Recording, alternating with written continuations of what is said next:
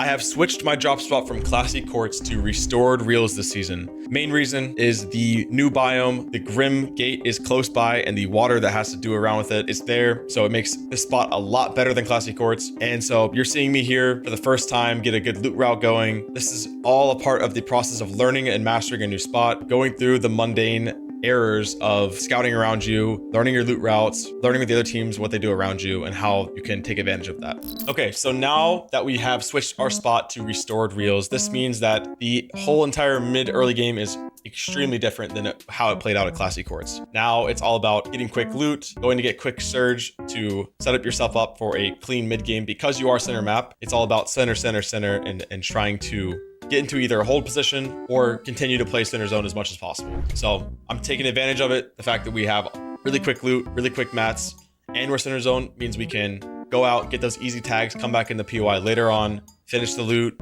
do whatever we want to do. And that is one of the biggest advantages to being in the middle of the map. All right, so right now I'm just looting up. I'm just gonna make sure I get as stacked as possible. So again, because we land mid-map and because this new water is so close to us, we can easily rotate from restored reels into this water and use it to teleport around and get tags on multiple different teams and multiple different split drops nearby us. Okay, so you just saw us. We went out, we got some surge, rotated out, and now we're coming back into the POI to finish up looting, finish up farming some mats. And we ended up running into a team inside the POI. I get sniped. I whoop out the snail. If you guys don't know what the snail is, I've done videos on them in the past, but the snail saved me here. And although it wasn't done absolutely perfectly, it still is the big reason why we're able to stay alive here. Okay, so now we have to rotate out of the POI. We've gotten in a little bit of a scuffle back at restored reels, and now the only opportunity we have for extra loot and to stay alive efficiently is by going towards the water. And this is why landing nearby Grim Gate or the underworld is a great thing, because not only is there a lot of loot scattered around the map here, but like I mentioned, you can live efficiently. So we can go out, farm brick, teleport, go farm wood, come back and forth, and it's not a big deal because you're not going to get hit as much, which is efficient living. So this is what we opt to do. And on top of this, there's actually in the POI of Grimgate, there is a ton of leftover loot in these lobbies, especially if the team is just uncontested at Grimgate. So it's a great spot to go if you're in this area. Okay, so these games are absolutely stacked. We've got 67 players alive, and I believe this is 4th zone. It is absolutely wild if you're not in a safe spot at this point, and we are by no means in a safe position with our loadouts or in a safe spot on the map. So we opt to go straight for the island. And so finally we get up there, and now this gives us a little second to relax and reset. Instead of being surrounded by so many teams on the low ground, we're only surrounded by a handful on the island. Okay, so rotations wise, this zone actually ended up pulling where we can use the teal water to get to zone, and this is what I would suggest you do if you have the chance. Being nearby it and basing up next to teal water to be able to use it on rotate is definitely very important. It's a little similar to the mud in the previous chapter, where you could literally just box on the mud and then mud rotate across the map and be super quick. So it's very, very similar. As you guys are seeing, when I'm rotating, I'm going and looking straight up while I'm swimming, and I've already done all the testing, so I'll break it down really quick for you guys so you don't have to waste your time exploring this on your own. When you're going, you can sprint, and that will make you go further, and you can sprint and look up, and that is the furthest distance you can go. So if you're running on land, you should sprint and look up to go your absolute furthest when you have the skulls. And then when you're swimming,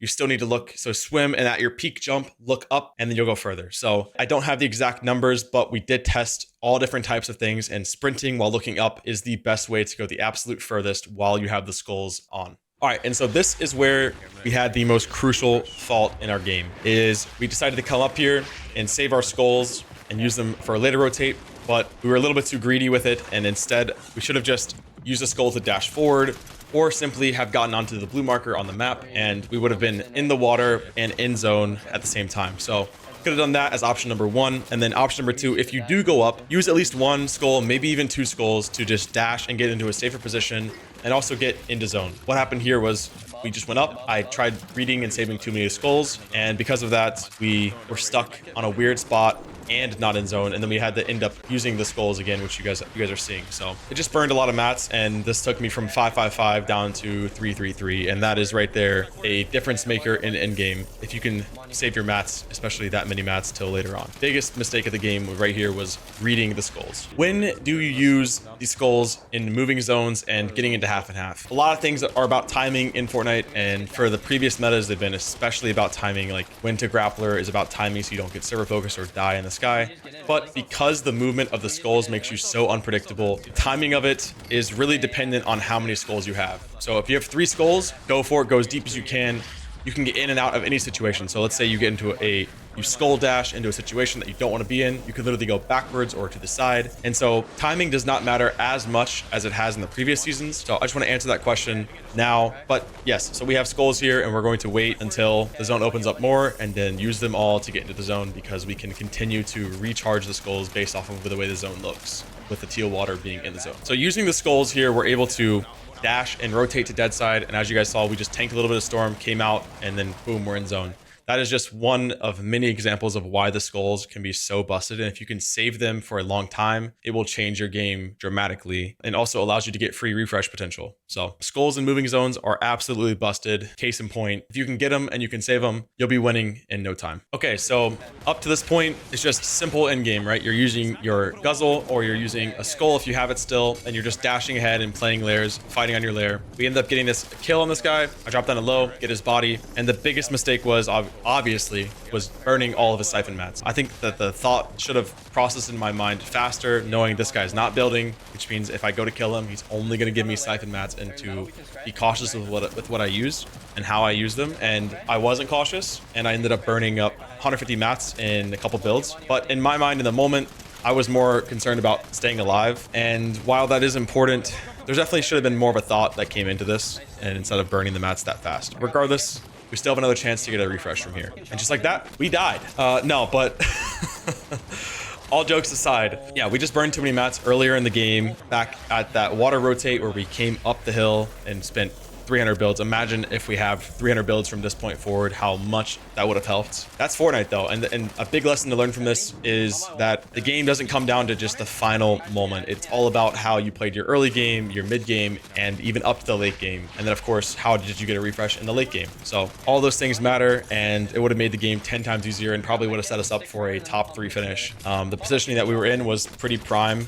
We'd have to have gotten through this team, but that would not have been an issue with a lot of mats. Key takeaways from this scrim game was mobility. The guzzles are still super powerful, and using the skulls to rotate around the map are one of the most busted mobility items this season, purely off the fact that you can save them no matter where you go. So if you land near it, you can get it and then run across the map, do your normal rotates, and save it for when you actually need it.